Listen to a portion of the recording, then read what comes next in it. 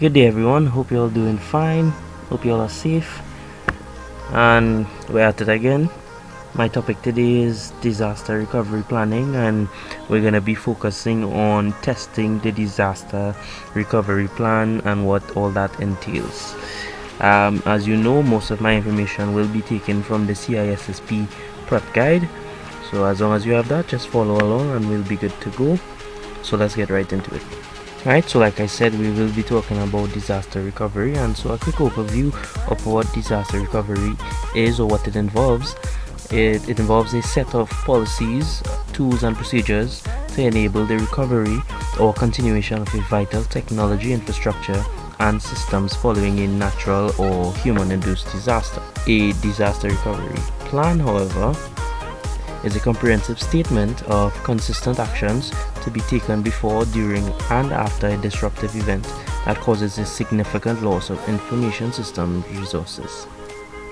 The primary objective of the disaster recovery plan is to provide the capability to implement critical processes at an alternate site and return to the primary site and normal processing within a time frame that minimizes the loss to the organization by executing rapid recovery procedures.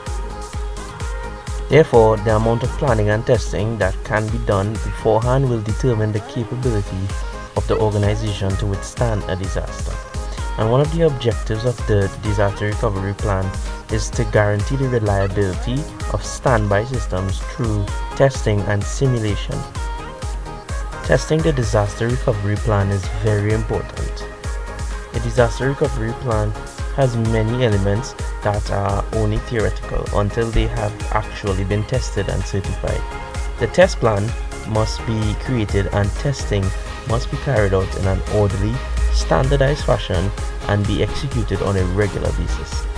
To simplify a bit more, basketballers don't just go out onto the court and play. They actually have a plan of how they're going to run their routine, so they do that beforehand. So they don't wait until it's game time to figure out what they're going to do and how they're going to play. So everybody knows what to do when they're on the field. They actually plan before. And it's the same with the disaster recovery plan. Everyone needs to know what would happen in the event of some sort of disaster. So other than ensuring the reliability of standby systems through testing, tests are done primarily to inform management of the recovery capabilities of the enterprise. And other than that, testing verifies the accuracy of the recovery procedures and identifies deficiencies. Also, testing prepares and trains the personnel to execute their emergency duties.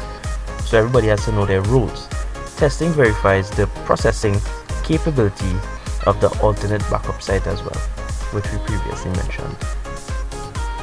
And to get the maximum benefit and coordination from the tests, a document outlining the test scenario must be produced, containing the reasons for the test, the objectives of the test, and the type of test to be conducted.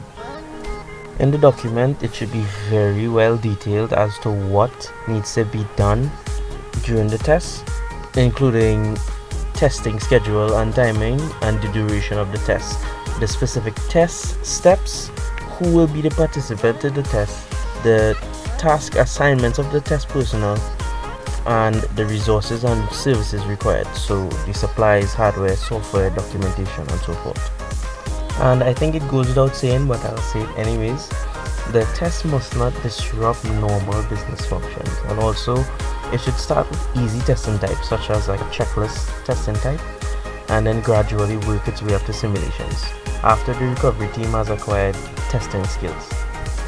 So I just mentioned the checklist test type, and that is one of 5 disaster recovery plan test types. And as I list them out, they will be listed from simplest to the most complete testing type.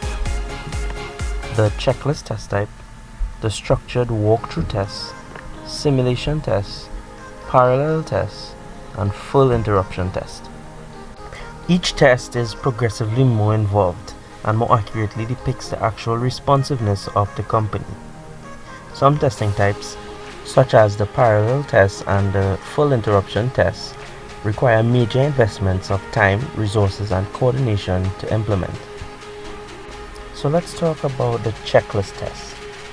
During this type of disaster recovery plan, copies of the plan are distributed to each business unit's management, and the plan is then reviewed to ensure the plan addresses all procedures and critical areas of the organization. And this is usually considered more of a preliminary step to a test than an actual test. And moving up the scale, we have the structured walkthrough test. This is where representatives of management meet up to walk through the plan, and the goal is to ensure that the plan accurately reflects the organization's ability to recover successfully. And so in this meeting, they walk through each step of the plan, and each step is marked as performed. And while walking through the steps, any major faults should be apparent, and if they are, they will be worked on. Now on to the simulation test. During the simulation test, all of the operational and support personnel expected to perform during an actual emergency meet in a practical session. So instead of just writing things down on paper or checking things off a list, they actually go into a more practical session. The goal here is to test the ability of the personnel to respond to a simulated disaster. So they run through different types of disasters and see how each person would do in that situation. The simulation goes to the point of relocating to the alternative backup site or enacting recovery procedures, but does not perform any actual recovery process or alternate processing. A parallel test, however, is a full test of the recovery plan, which utilizes all personnel. And the difference between this and the full interruption test is that the primary production processing of the business does not stop. The test processing runs parallel to the real processing, and the goal of this test type is to ensure that critical systems will actually run at the alternate processing backup site. And this is actually one of the most common test types of DRP testing. Now we will be moving on to the full interruption test, V test.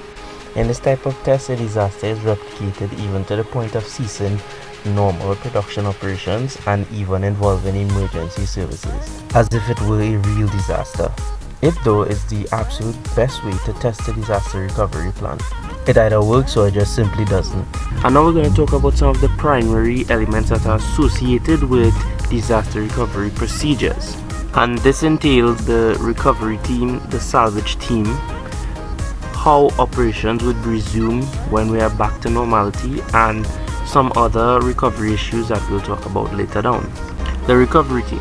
Now this team is solely to implement the recovery procedures at the declaration of the disaster. Their main job is to get the critical business functions operating at the alternate backup processing site. So the recovery team basically organizes any data, system or information needed to resume as if things were normal. And so now, while the recovery team is doing its work at the alternate site, the salvage team goes back to the primary site and tries to return everything to a normal processing state with its normal environmental conditions. And it is always advised that you have a recovery team and a salvage team, because the mandates for each team will be different. The salvage team has to safely clean, repair, salvage and determine the viability of the primary processing infrastructure after the immediate disaster has ended in the fastest time possible. And this team is given the authority to declare when the site is up and running again. And don't get me wrong, this is a large responsibility because there are so many elements involved that must be examined before the green light is given to the recovery team that operations can return safely. Now on to the resumption of normal operations, and this is usually done by the recovery team or a separate team if the business or the organization deems necessary.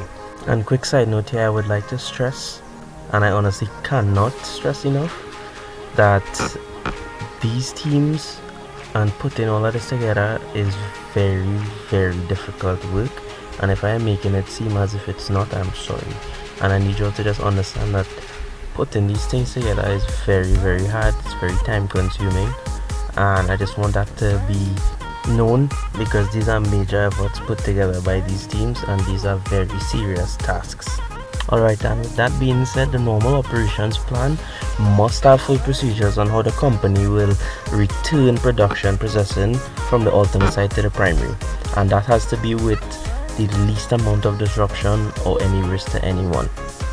And now on to some of the other recovery issues that I mentioned earlier, and they are interfacing with external groups, employee relations, fraud and crime, financial disbursement, and media relations.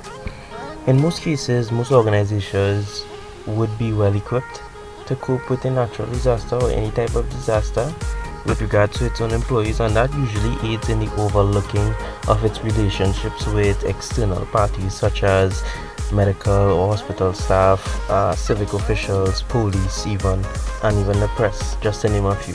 And the interaction of the organization with these groups will impact the success of the disaster recovery effort. And another important layer to the DRP as a whole is how the organization manages its relationship with its employees and their families. And now this is a perfect example of what is going on currently in the world. A lot of people are not working, and so the companies that they work for need to ensure that these people are still getting paid somehow, because that was their monthly income working for each company. So this is a perfect example of salary continuance, which should be extended for the period of time that the company is down. The organization must have contingencies in place for those individuals that might seek to capitalize financially on the disaster. And in most cases, vandalism and looting are common occurrences as well. Financial disbursement, which is usually overlooked in the face of disaster, has to do with the procedures for storing signed, authorized checks off-site in order to facilitate financial reimbursement. And finally, we have come to media relations, which tend to be a major part of any disaster recovery scenario. And the important part of the plan must address dealing with the media and with civic officials. The company should be accessible to the media so they don't go to other sources. Report your own bad news so as to not appear to be covering up anything. Make sure to tell your story quickly, openly, and honestly to avoid suspicion or rumors. It's important to take control of dissemination of the story quickly and early in the course of the event. Alright y'all, and that's it for today's lesson. Please comment and subscribe. I hope you all are being safe, stay home, and I'll see you in the next one.